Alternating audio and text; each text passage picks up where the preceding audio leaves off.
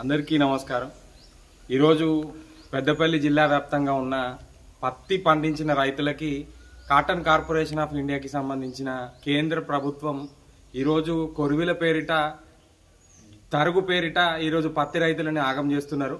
ఈరోజు తేమ శాతం 8 నుండి 18% ఉంటేనే కొంటామని సిసిఐ వ్యక్తం చేస్తుంది। దీనికి సంబంధించి తెలంగాణ రాష్ట్ర మంత్రివర్యులు వ్యవసాయ శాఖ తుమ్మల నాగేశ్వరరావు గారు 20% తేమ శాతం ఉన్నా కూడా మేము కొనుగోలు చేస్తామని ఇదివరకే లెటర్ రాసిన దానికి అతి గతి లేదు। ఈరోజు CCI cotton corporation of India పత్తి పండించిన రైతులకి మొదటగా 12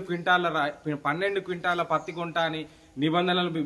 వెలువరించి తీరా కొనే సమయానికి 7 క్వింటాలు మాత్రమే ఎకరానికి కొంటాం, అది కూడా మీరు కిసాన్ యాప్లో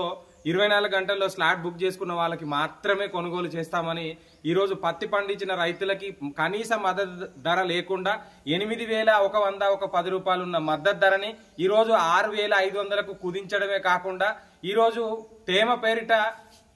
12 క్వింటాల నుండి 7 క్వింటాలకు తగ్గించి ఈరోజు పత్తి పంటను మార్కెట్కి తీసుకొచ్చిన రైతులని ఈరోజు CCI cotton corporation of India పెట్టిన నిబంధనలను తక్షణమే ఉపసంహరించుకొని మద్దతు ధర కల్పించి తేమ శాతాన్ని 20% ఉన్న కొనుగోలు చేసే విధంగా కాటన్ కార్పొరేషన్ ఆఫ్ ఇండియాకి